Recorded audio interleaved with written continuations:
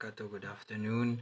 So this is the continuation of our discussion, the concepts of juvenile delinquency. Anong-ano nga ba ang bumubuo sa delinquency? Juvenile delinquency. Paano natin masasabi na yan ay isang behavior na maladjusted or hindi katanggap-tanggap sa lipunan? Number one, delinquency in general. Ang kabuuan ng delinquency refers to any action, lahat ng action na gagawin ng isang bata, course or conduct that deviates from acts approved by the majority of people. So this is only a pahapyaw, kumbaga. This is only a recap for us to understand it again. So delinquency in general, so lahat ng ginagawa ng isang bata na nagiging dahilan para lumihi siya sa tamang landas, so yan ang sinasabi nating delinquency. So juvenile crime in law term denoting various offenses committed by children or youth under the age of 18, pero meron pa rin yan sa Republic Act 1944 na may mga certain provision na nagre-restrict sa isang bata na gumawa ng isang krimen if ever, for example, nakagawa siya ng krimen with discernment, so mayroon tayong kalakip na parusa. It could be, pwede siya sa intervention program or sa diversion program proceedings. Juvenile delinquency is a large number of disapproved behavior of children or youth. In this sense, almost anything that the youth does which others do not like is called juvenile delinquency. Just remember na lahat na hindi natin nagugustuhan na gagawin ng isang bata is considered as juvenile delinquency. However, criminology suggests the following factor of juvenile delinquency. Pero ito diniscuss natin last time na mayroon tayong suggested definitions for juvenile delinquency. Then itong tatlo na nakuha na natin. So the delinquent person is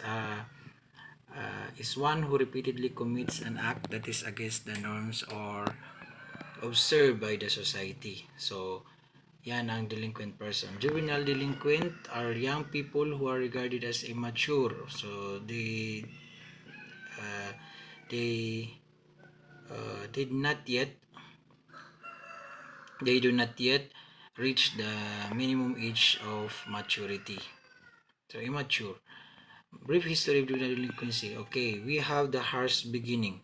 Children were viewed as non-persons until the 1700s. So in this era, so hindi pa sinasabi na tao yung mga bataan. They did not receive special treatment or recognition. So hindi sila gina-consider ng society. Discipline then is what we now call abuse. So ang pagdidisiplina sa kanila is ngayon tinatawag nating abuse na. Sobra na. There were some major assumptions about life before the 1700s. The first assumption is that life was hard and you had to be hard to survive. The people of that time, its history, did not have the convenience that we take for granted. So, nung panahon, so napakahirap yung buhay, so kinakailangan lahat ng tao is kumayod. For example, the medical practices of that day were primitive in comparison to present day medicine. So, ginagawa pa doon is wala pa tayong medical expertise, education. So, ginagawa nila is sila lang. Marriages were more for convenience rather than for childbearing or romance. So, dati, although parang till now in Maranao, so meron pa rin siyang marriage forced marriages ang nangyayari. The second assumption was that infant and child mortality were high. So, maraming namamatay na kabataan. So, it did not make sense to the parents in those days to create an emotional bond with children. So, walang halaga yung mga bata, mga anak nila. Then, there was a strong chance that the children would not survive until adulthood. So, mayroong mga chances na pwedeng hindi mabuhay yung mga kabataan o mga bata ng mga anak nila because hindi pinapahalagahan yung moral values at saka yung emotional attachment sa kanilang mga anak. At the end of the 18th century, the Enlightenment, ibig sabihin, noong natutunan ang tao, nagkamalay na, appeared as a new cultural transition. So, nagiging yung nakasanayan ng mga tao is nababago. So, meron tayong cultural changes, cultural uh, alteration sa mga negative. So, meron tayong modification. This period of history is sometimes known as the beginning of reason and humanism. So, dito, nag-start sa 18th century yung pag-consider na para tao na yung mga tao. Although they are mga tao na, pero yung cognitive learning, cognitive thinking, yung moral values is mayroon na silang natututunan. People began to see children as flowers. So, ang halaga ng mga anak is flowers lang, which needed nurturing in order to bloom. Yun lang. So nakikita natin yung mga anak natin na kailangan natin silang turuan, maging asal tao, turuan ng education, ng lahat ng makakabuti sa kanila. It was the invention of childhood, love and nurturing instead of beatings to stay in line. So, natuto tayong pahalagahan sila, instead na parusahan ng masyadong harsh, degrading punishment. So, alagaan na lang sila. Ipaunawa sa kanilang mga kamalian. Children had finally begun to emerge as a distinct group. So, meron na tayong youth organization. It started with the upper class who were allowed to attend colleges and universities. Although, nagsimula ito sa may mga kakayanan, sa mga pamilyang may kaya, yung mga anak nila ang may nagkaroon ng chances na makapagkolehiyo sa mga colleges at saka universidad. Since ancient times, enlightened legal system had distinguished between juvenile delinquency and adult crimes. So, although yung legal system dati is may distinguish na ng juvenile delinquents ng adult criminals, so generally, the immature were not considered morally responsible for their behavior. So, in kabuuan, yung mga, we are talking about immature, yung mga bata na wala pa sa gustong gulang. Tapos, yung may mga imbecile, okay, yung walang uh, neglected, abandoned. So under the Code Napoleon in France, for example, limited responsibility was ascribed to children under the age of 16. So may limitation lang yung binibigay na punishment dun sa mga bata na age 16 uh, na naging offender. Despite the apparent humanity of some early statutes, however, the punishment of juvenile offenders was often severe until the 19th century.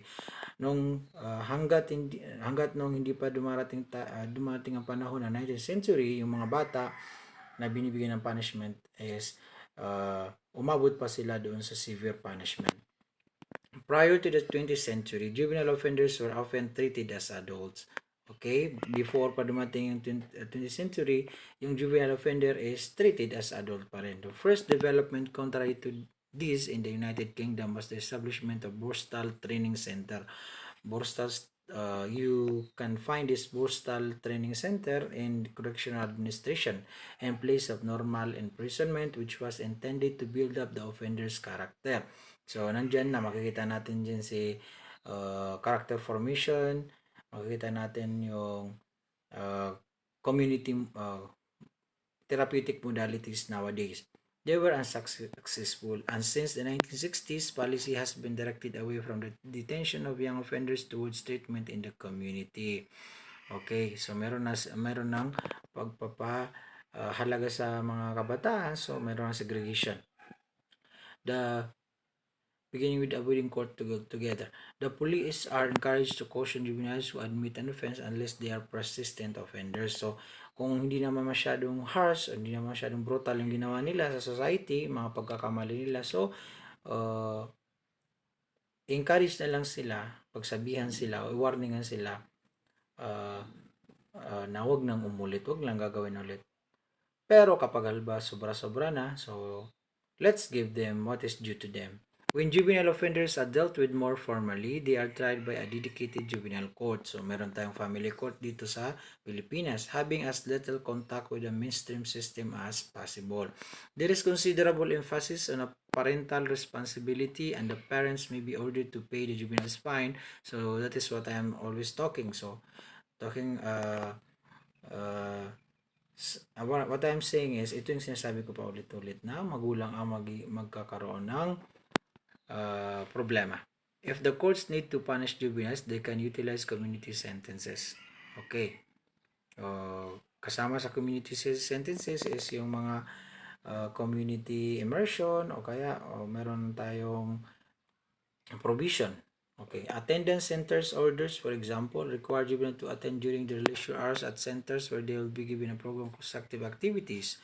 Okay, supervision orders put juveniles under the supervision of a social services department, DSWD, and may include compulsory activities. Those aged 15 and over may also be sentenced to provision order, supervision, community service order, compulsory work under supervision, or a combination of both. It could be, it's either, dalawa, lahat ng ibibigay na programa dun sa bata nakakommit ng crime or offenses. If juvenile are to be detained, those aged 15 or over may be held in a young offender institution for between 2 and 12 months. We are talking here the history, the brief history of juvenile delinquency. So, wag niyo naman sigurong sabihin na huwag naman sanang isipin, intindihin niyo na maayos yung binabasa natin. Baka sinasabi niyo is yung modern times. Although there are similarity at saka mayroong connection, makikita naman na mababasa nyo naman dyan na tinutukoy is yung present days.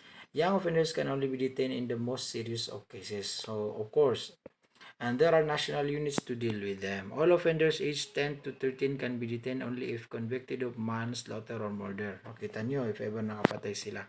So, that could be all. So, maraming salamat and next time, I want you to study because if we have time, so we will be having a long quiz. So maraming salamat at magandang araw.